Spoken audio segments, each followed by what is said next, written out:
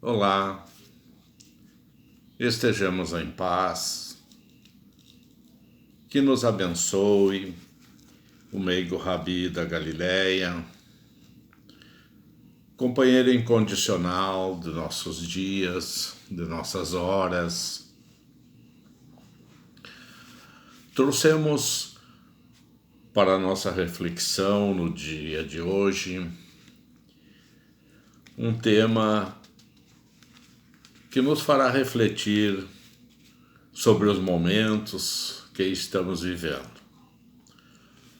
Porque vamos tecer comentários sobre o Evangelho segundo o Espiritismo. Este livro maravilhoso, esse livro fantástico, que nos faz pessoas diferentes após a leitura refletida, o estudo desta obra. Ela foi organizada e escrita sob a orientação direta da espiritualidade superior. E uma prova disso está no fato de termos um livro simples, muito simples e de fácil compreensão, mas de muita profundidade. E ao mesmo tempo, o Evangelho foi concebido dentro de parâmetros acadêmicos, como requer um livro de doutrina, um método de estudo, um método de educação. O Evangelho segundo o Espiritismo traz no seu bojo os assuntos contidos nele, pode ser divididos em 5 partes. Rapidamente vamos enumerá-las. A primeira são as ações comuns da vida do Cristo. A segunda são os milagres. Terceira, as predições. A quarta, as palavras que serviram para estabelecer os dogmas da Igreja. E a quinta parte, e que considera-se a mais importante, são os ensinamentos morais de Jesus. E nós vamos nos determos na quinta parte, porque são nos ensinamentos morais do Cristo que todas as igrejas, que todas as religiões, que todas as seitas, todos os cultos podem se abrigar. Todos eles concordam nesta quinta parte.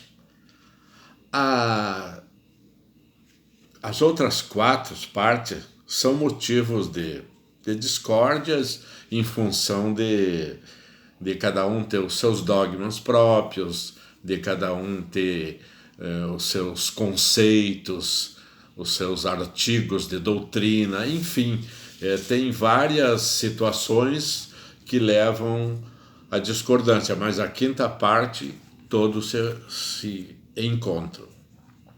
Então o Evangelho ele é um código de moral que, se praticado por nós, irá mudar o nosso patamar de entendimento sobre a vida nos 2 planos e tudo que nos cerca. E quando nós dissemos tudo que nos cerca, nós estamos falando de natureza, de universo. E esta obra ela é desenvolvida em 28 capítulos e vai abordando os aspectos da vida diária, da vida cotidiana de cada um de nós, nossas dificuldades e nossas perspectivas de decisões a tomar nos momentos cruciais de nossas vidas. O Evangelho segundo o Espiritismo deixa claro que somos espíritos imortais que temporariamente estamos reencarnados na Terra em um curso reeducativo, que tem dia e hora para se encerrar. Portanto, nós estamos aqui numa passagem. E o Evangelho é aquela obra que acompanha o espírita em especial, mas ela pode acompanhar todos nós. Mas ela faz parte da nossa pasta de trabalho, faz parte da bolsa feminina, faz parte da cabeceira da nossa cama. E nos momentos de dificuldades, é a ela que nós recorremos. É o Evangelho segundo o Espiritismo que nós recorremos. Pois são nos momentos de dificuldades que nós buscamos a Deus. Todos nós somos assim.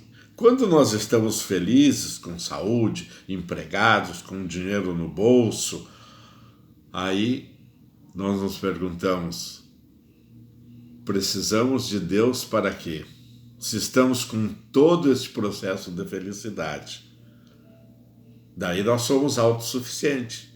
Mas nos momentos de dificuldades, aí então nós procuramos no Evangelho. Todos nós, nas dificuldades, é o primeiro livro que nós vamos buscar. Nós não buscamos a Gênese neste momento de dificuldade. Nós não buscamos a Gênese, nós não buscamos o Livro dos Espíritos. Nós abrimos o Evangelho segundo o Espiritismo ao acaso. E aí, esse acaso que estamos falando é entre aspas, porque o acaso não existe. Abre-se exatamente na orientação que precisamos para o momento. Então, essa obra, como eu já disse, é uma obra magnífica que Kardec nos trouxe em 1864, orientada pelos espíritos superiores, e ela já é uma obra integrada em nossas vidas. Integrada, faz parte do nosso dia a dia. E mais um aspecto interessante do Evangelho segundo o Espiritismo é que ele é um repositório inesgotável de conhecimento e de amor. Ele cresce a cada vez que nós lemos. Vamos exemplificar isso para dizer como é que nós entendemos isso. Eu comparo o Evangelho a um grande oceano. E se tu vais a esse oceano com uma xícara, tu vais trazer dali daquele oceano uma xícara de água salgada. Se tu fores a esse mesmo oceano com uma garrafa, tu vais trazer uma garrafa de água salgada. Certo? E se tu fores a este mesmo oceano com um balde, vais trazer um balde de água salgada. O oceano, ele não se modificou em nada. O oceano não se modificou em nada. O que se modificou foi o recipiente que tu levaste para trazer a água deste oceano. E este oceano, para mim, é o Evangelho segundo o Espiritismo. Então vejamos, já que o oceano não se modificou, o que se modificou? O recipiente, pois nós somos esse recipiente. Nós somos esse recipiente. E cada um de nós capta, busca nesse oceano que é o Evangelho segundo o Espiritismo, segundo a capacidade de absorção do recipiente, de nós mesmos, Segundo a nossa capacidade de absorção, nós trazemos dali. Então vejam, cada vez que nós lemos o Evangelho, nós buscamos mais alguma coisa. Nós entendemos mais alguma coisa. Se nós lemos esse livro, se nós estudamos esse livro 2 anos atrás, nós temos um entendimento. Se nós lermos agora, nós teremos outro entendimento. Foi o livro que se modificou? Não. Foi o nosso entendimento que se ampliou. Mas vejam bem, todos nós temos amplas condições de ampliar esse recipiente. Não é isso? Com os nossos estudos, com os nossos trabalhos em relação ao próximo. Um exemplo disso é quando como já dissemos, é a respeito da leitura, do entendimento que nós vamos fazendo a cada momento. Isso é como uma decisão. Se nós tomamos uma decisão há 10 anos atrás que era a decisão mais acertada, nós achamos que era a decisão mais acertada. Se nós fôssemos hoje tomarmos a mesma decisão, de estarmos nessa mesma situação de ter que tomar esta decisão, nós tomaríamos uma decisão diferente. Por quê? Porque o grau de maturidade consciencial hoje, passado esse tempo, é outro. E aí nós ficamos pensando, puxa, olha o que eu fiz naquela época e tal. Não, mas naquela época era o que tu melhor poderias ter feito, porque era assim que tu entendias. Hoje tu tomarias outra decisão.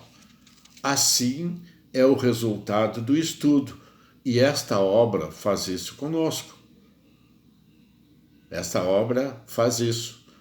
Ninguém será mais o mesmo depois que ler o Evangelho segundo o Espiritismo. Ou melhor, depois que estudar o Evangelho. O Evangelho é aquela obra que nos acompanha todos os dias, né? Ele tem que fazer parte, conforme eu já disse, da nossa bolsa, da nossa pasta de trabalho, da bolsa, da sacola, enfim, ela anda conosco, do carro, né? Ela está no porta-luva do automóvel, ela faz parte do nosso dia a dia, né?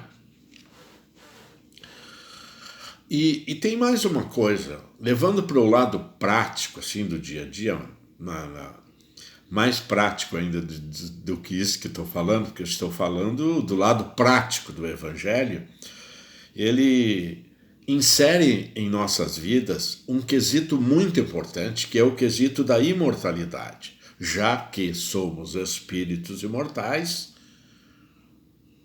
ele faz nós nos lembrarmos, capítulo a capítulo, item a item, a imortalidade. A imortalidade. Então, como está o nosso planejamento de vida? Consta no nosso planejamento de vida a imortalidade? Ora, se nós fizermos um planejamento aqui, e nesse planejamento de vida consta, né, na nossa programação, eu preciso comprar uma casa, eu vou constituir uma família, eu vou programar lazer, eu vou programar férias, eu vou programar que a minha vida será mais ou menos nesta linha. E o que nós, como espíritos imortais, colocamos sob a imortalidade no nosso projeto de vida, no nosso planejamento de vida? Colocamos alguma coisa? É importante, porque pois somos espíritos imortais. É importante colocarmos isso, revisarmos isso, porque essa é a programação de nossa vida futura. Tem que contar o quesito imortalidade, porque as coisas materiais, elas não ultrapassam a alfândega do túmulo, né? Todas as coisas materiais, os bens materiais, né? Sempre lembramos isso, que os bens materiais, eles não ultrapassam a alfândega do túmulo, porque ali os fiscais são rigorosíssimos. Ali só passam as virtudes que nós agregarmos no nosso patrimônio espiritual. Então, ali, essas virtudes que nós agregarmos, como o amor, a compaixão, a fraternidade, a caridade, então, né, e isso passa e viaja conosco, né? Então, queridos irmãos, aqui nós nos preocupamos excessivamente com os bens materiais. Mas Jesus lecionou que se buscássemos o espiritual, disse ele que o material se nos agregaria por acréscimo da misericórdia divina. Então, convém esclarecer também que nada cai do céu de graça. O ensinamento significa dizer, se estivermos equilibrados, teremos maiores possibilidades para buscarmos o material necessário à sobrevivência nesse mundo que nós vivemos, que é um mundo material, tá? E aonde existe um materialismo exacerbado. Dos céus ou da espiritualidade maior, só nos chega de graça mestres de amor, proteção e força para prosseguirmos a jornada terrena. E o Evangelho, segundo o Espiritismo, são os ensinamentos morais de Jesus. Guia seguro para pautarmos a nossa vida sobre estes elementos aos quais eles nos colocam à disposição. Nos mostra que havia, né, todo um mundo, toda uma vida, todo um projeto antes da encarnação e que isto continuará, certo? Queridos irmãos, esse oceano de bênçãos é o Evangelho segundo o Espiritismo, onde podemos abastecermos os nossos recipientes de amor, conhecimento, fraternidade e humildade. Portanto, o Evangelho segundo o Espiritismo nos chegou ditado pela espiritualidade superior, compilado por Kardec, né, no ano de 1864, e aqui está com 28 capítulos para que façamos bom uso disso. E assim agradecemos o amparo e a proteção da espiritualidade divina. Muita luz e muita paz, e que assim seja.